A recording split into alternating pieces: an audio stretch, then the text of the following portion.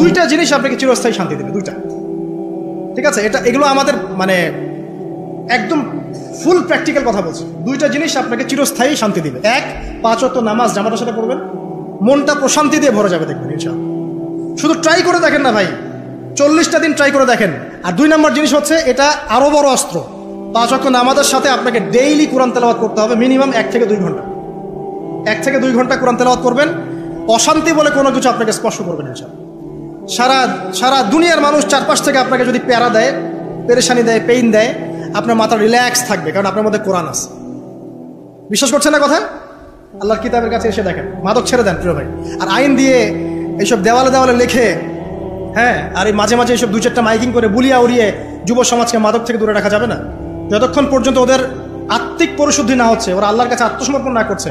কেন খাবো না, যখন উত্তর দিবে আমি আল্লাহর ভয় খাই না, ব্যাস, তার মানে ও মুমিন হয়ে গেছে। আর এখন কেন খাচ্ছে? বিকজ ও হতাশ, চাকরি পায় না, গার্লফ্রেন্ড ছেড়ে গেছে, এই হয়েছে সেই হয়েছে, পারিবারিক চাপ, এখন সে মাদক খাচ্ছে। আরেকটা বিষয় থাকতে হবে, শুধু নসিহত করেও সব হয় না, আইনের সুশাসন নিশ্চিত করতে হবে। সত্যিকার অর্থে যদি সুশাসন নিশ্চিত হয়, তখন দেখবেন মাদক দ্রব্যের যে তৈরি করছে, যে বিক্রি করছে, যে খাচ্ছে, সবাইকে যদি শাসনের আওতায় আনা যায়, ওই যে শেষের দিকে আছে শাসনের লাঠি উঠিয়ে নিও না, তখন দেখবেন ইনশাআল্লাহ সমাজটা মাদক মুক্ত হবে, আদারওয়াইজ হবে না। সবচেয়ে বড় অস্ত্র হচ্ছে আল্লাহর ভীতি। আল্লাহকে ভয় করে মাদক ছেড়ে দেন, ইনশাআল্লাহ তাআলা আল্লাহ পাক আপনাকে জান্নাতে মদ খাওয়াবে ইনশাআল্লাহ। হ্যাঁ, জান্নাতে শরাব আছে তো, এবং আমরা জান্নাতে শরাব খাবো ইনশাআল্লাহ। ওই শরাব খেলে কেউ মাতাল হবে না, বরং আপনার শক্তি আরও বাড়বে, আপনার সব ধরনের শক্তি বাড়বে। লাযযাতুল লিশ-শারিবিন, আল্লাহ পাক বলেছেন এটা যারা পান করবে এটা খুব চমৎকার সুস্বাদু হবে। জানজাবিল মানে আদার একটা ফ্লেভার থাকবে, সূরা দাহারের মধ্যে আল্লাহ পাক বলেছেন।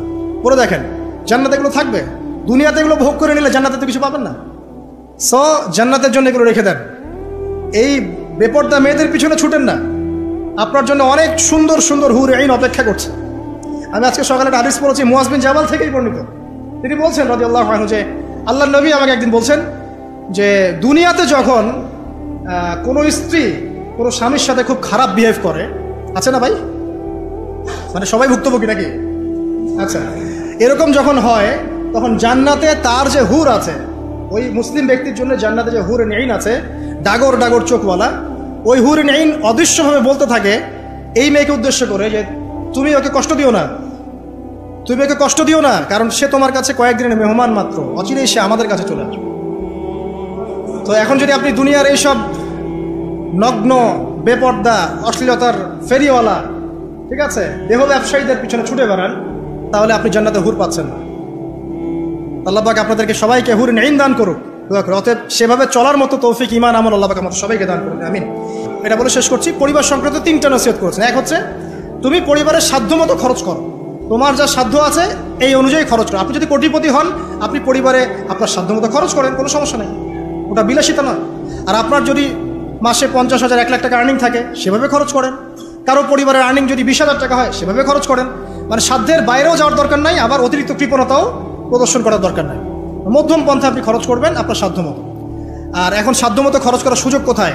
ঘরে ঘরে তো সব মাশাআল্লাহ এমন এমন স্ত্রীদেরকে নিয়ে আসছেন যে পাশের বাড়ির আপাদেরগুলো দেখে দেখে আসবে, এসে আপনাকে বলবে যে অমুকের তো ওইটা দেখলাম, তমুকের তো ওইটা দেখলাম, তুমি তো আমার বিয়ের পর থেকে কিছু দিতে পারলো না।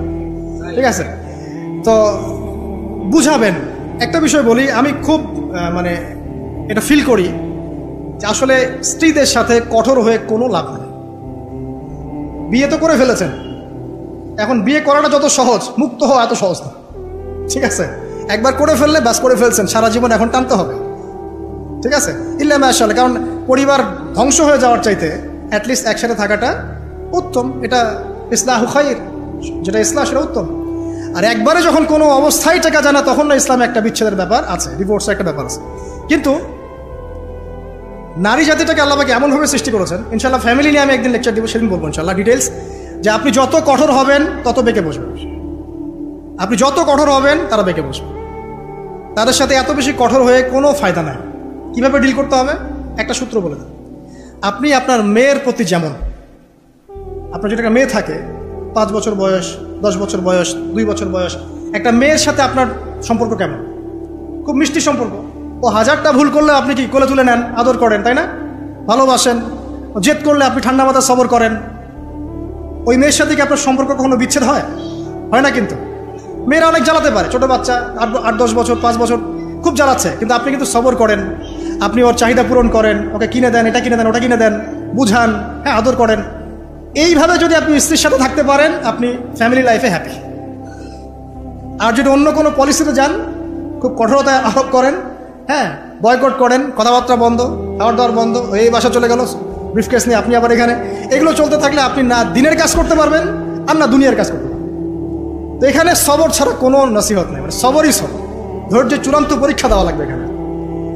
আর দুনিয়াতে যদি এভাবে একটু কষ্ট করে চলতে পারেন, জান্নাতে হুর অপেক্ষা করছেন সব, ঠিক আছে? তো একটা রাতে মেয়ের মতো করে মেশেন না, আপনার মেয়ের সাথে আপনি যেমন, আপনার ছোট্ট ছেলে সন্তানের সাথে আপনি যেমন এভাবে একটু ডিল করেন, তাহলে দেখবেন যে আপনি স্ত্রী মাশাআল্লাহ ওর চেয়ে ভালো মানুষই থাকবে না তখন, এবং তার কাছে আপনার চেয়ে ভালো কোনো মানুষই থাকবে না, ঠিক আছে?